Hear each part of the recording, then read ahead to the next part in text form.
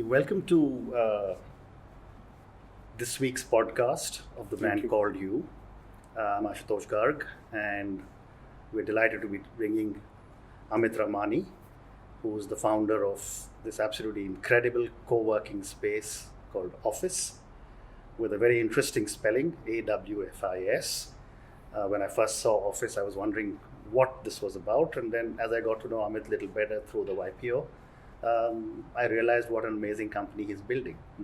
So, Amit, once again, welcome to the show. Thank you, Ashutosh. I think what is absolutely fascinating is the amazing journey you've had with HOK Consulting, with Toyota Motor, with the Environment Group. Talk to us for a little bit about your early career Sure. before you decided to become an entrepreneur and start Office. Sure.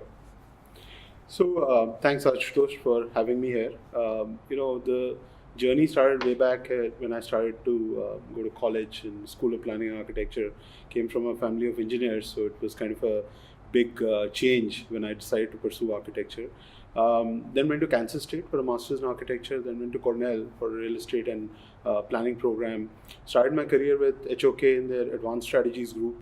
And we were kind of advising companies at that stage on how to optimize their portfolio by looking at how you give choice to employees and reduce your footprint, right? So these are things like alternate work environments, which is kind of the precursor to what we know as co-working today. So during that journey, also worked with a company called Nelson in the US. We grew that from a 50-person company to about 600 people. We became one of the top 5 companies globally in the interior design space. Then thought that India was at a very interesting cusp in 2008. Probably not the best time to come back to India, but I decided to take the plunge because I thought a country that grows at that level of GDP is certainly going to have a lot of opportunity, especially with the young population and the explosive growth that was happening in multiple areas. So I decided to come to India and brought the brand Nelson back to India.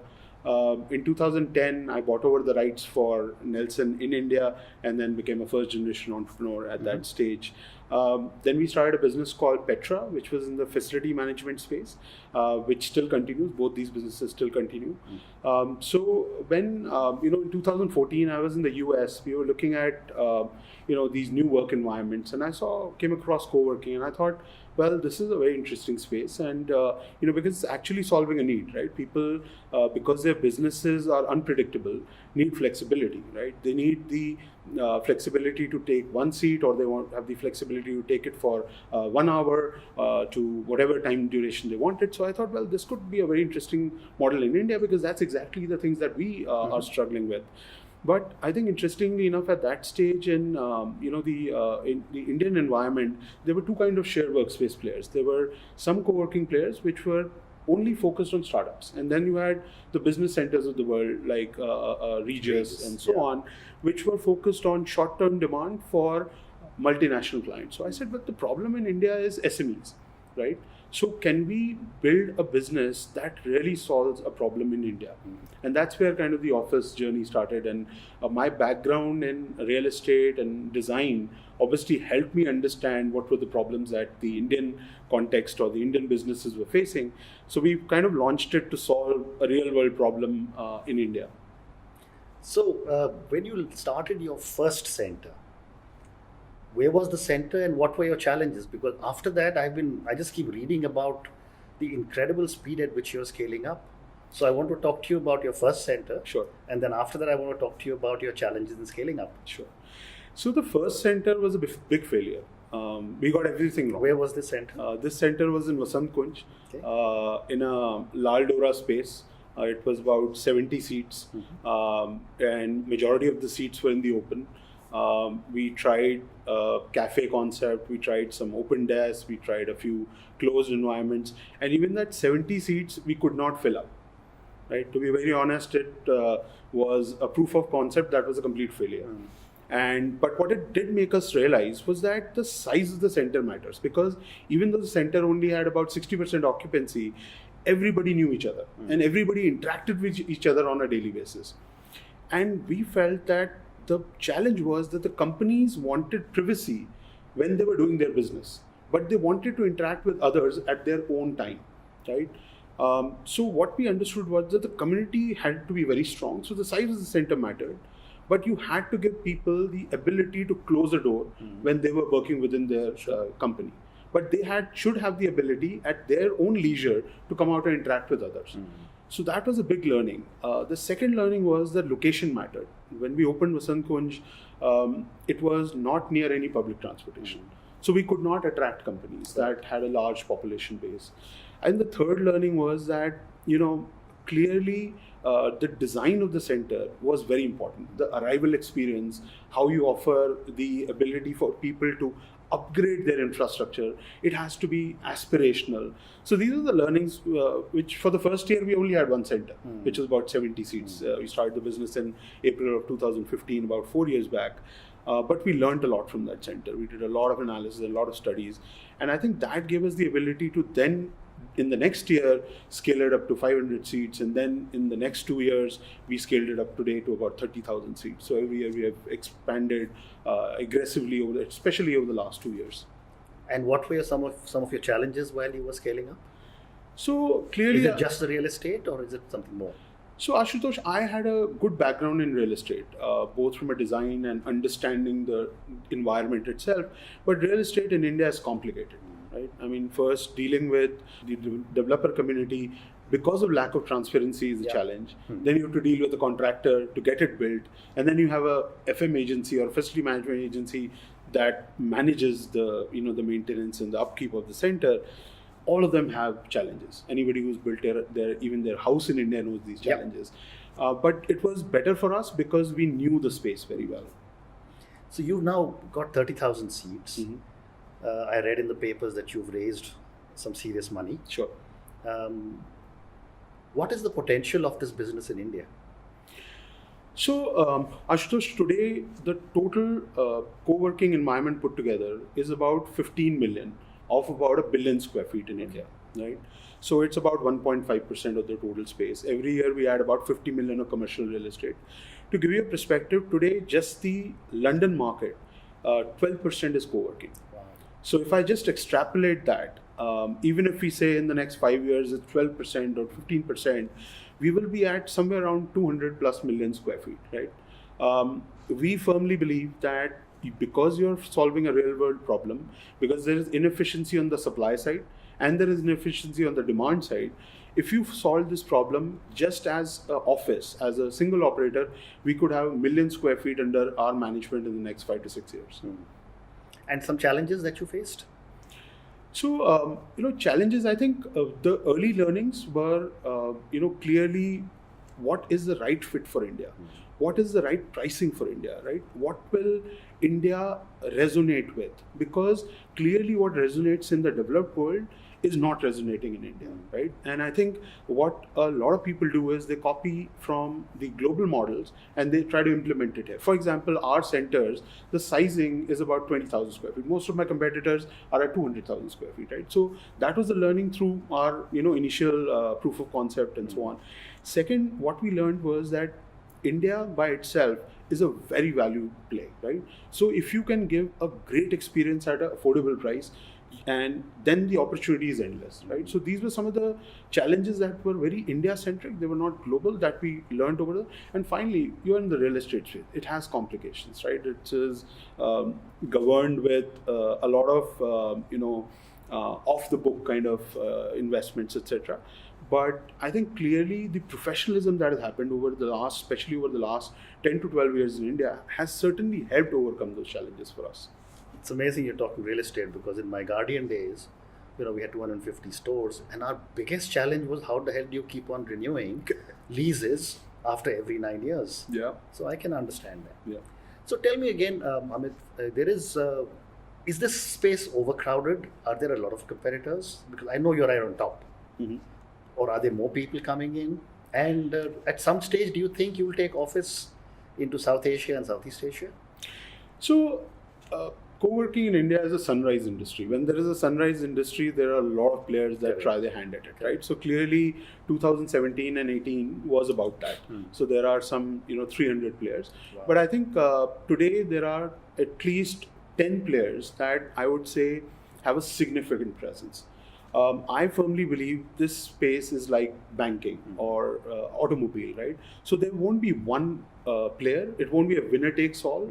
I think there is room for multiple players at multiple levels of price point to coexist. It's almost similar to the hospitality industry. So you have a ITC, Moria level hotels, and then you have Lemon Trees, and then you have Ibis as well. And I think all of them do fairly well. So I think in this space, that's how it's going to turn out.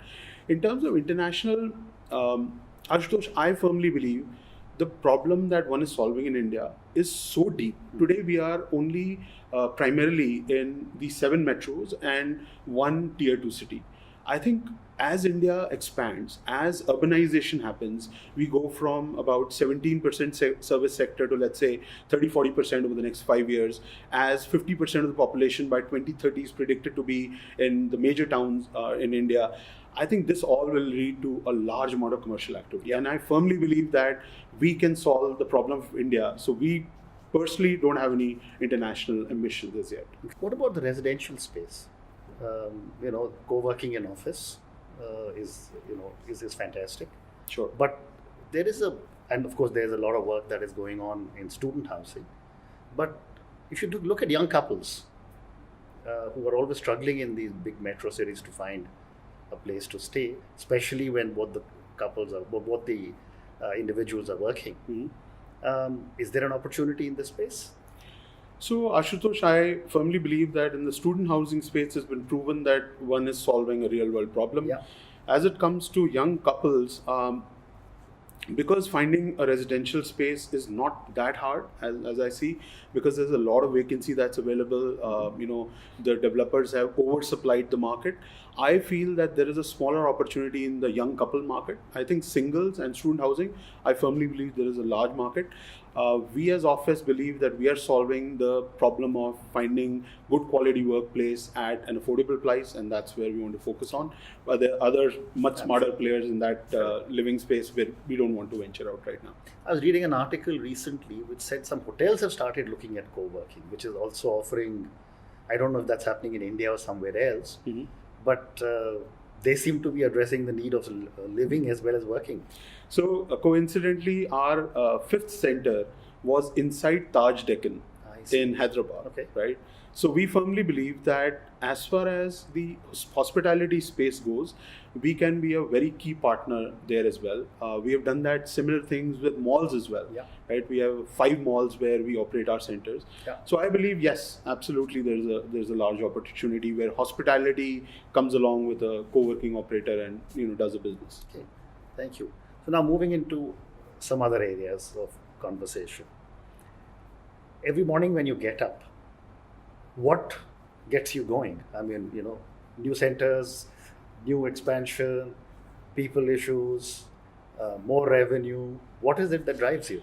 So, Ashutosh, I think what drives us today as a company and me personally as well is that we have really made a difference in the small medium enterprise space, right? Where a small medium business had to be relegated to substandard space, space which was not quality, did not operate in a service level fashion, which was acceptable to most of the employees that work in that space. 45% of our business comes from there.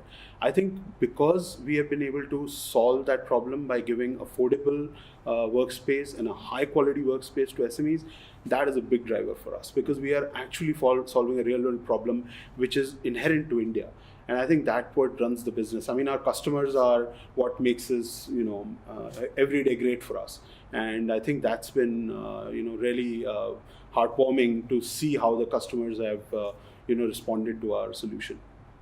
You mentioned that there are 1,200 companies working in your centers.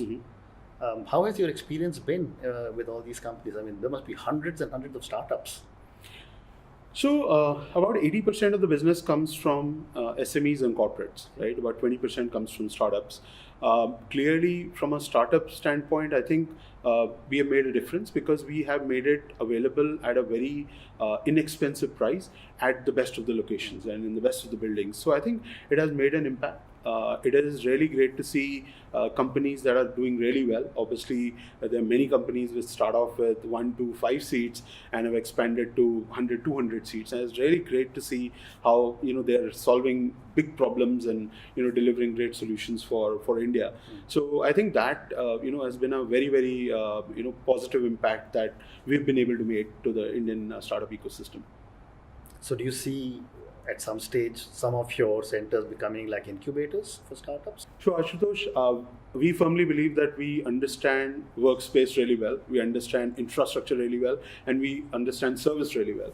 We don't have the smarts to become an VC, right? So from that standpoint, we help startups connect with venture capitalists and PE funds, but we don't feel that we have the ability to spot the next big startup in the system. The next big unicorn. Yeah. Though I think you will be a unicorn one of these days. Hopefully. Thank you. Different question that I ask all my guests on my podcast. What is your biggest learning from your biggest failure? So we've had many failures, right? I've had 4 entrepreneurship ventures that have completely failed, right? But I think more than the failures, I think the biggest regret that I have is that in 2001, when I was graduating from Cornell, we were selected as one of 2 businesses that were to be funded, right? Out of 100 pitches that were done as part of the entrepreneurship program at Cornell, and I didn't take the plunge at that stage. And I regret that if I had done that in 2001 versus 2010 when I finally became, I feel that I lost 10 years of my entrepreneurial journey. Many reasons, but I think that's a big regret that I still hold, that if I had taken that plunge, life would have been way different. You may have been 1 million seats by now. Maybe. Or you may have been doing something else altogether. Absolutely. Wonderful. I meet a lot of young entrepreneurs who basically drive their business because of valuation. And I often tell them, valuation has to be the result of your business rather than the other way around. What are your thoughts on this? Because you've got a very valuable business. So I think, honestly, Ashutosh, we firmly believe at Awfis that the only valuation that matters is the public markets, right? And the public markets only reward you if you have built a solid business on first principles. So for us, the first 2 years of our journey was about learning, right? So we learned really well. Once we had learned, we scaled up really well, right? I mean, we scaled up and executed, because in India, there is lots of strategy, but where rubber meets the road is about execution, which we did over the last 3 years. And today we turned profitable at a company level in November of 2018. So today our next 3 years journey is about taking the business public. So valuation to us really doesn't matter, right? I mean, for us, what was important was, have you built a business? Does the business make money? Does the business have a great contribution margin? And have you de-risked your business because you're in the real estate space? And we have done all of those things. So today it's all about, by 2022, for us to take the business IPO. My firm advice to every entrepreneur would be, build a first principles business. Once the business is there, valuation will come. Correct. So last question, what would your advice be to young entrepreneurs who are starting up their journey? So, Ashutosh, India today, 72% of the entrepreneurs are below 35 years of age. 50% of the world's population is going to be the millennials, right? In India, it's going to be 65%. I would just say 2 words: start today. There is no better place in the world where digital economy has taken off. It's a democracy where it's a level playing field. A country that grows at about 7-8% GDP growth. Start today. There's no better place to do business in the world today. And with all the initiatives by the government and the support by the government, I think the time is now. So start today. Thank you. That's very, very good advice. And I'm sure all our young friends who are listening to you would have heard these 2 words of start today. So Amit, thank you once again for being on our podcast, The Brand Called You. It's great to have you with us. And when you do your IPO, I hope we'll get you back on our podcast. Sure. Thank you. Thank you, Ashutosh.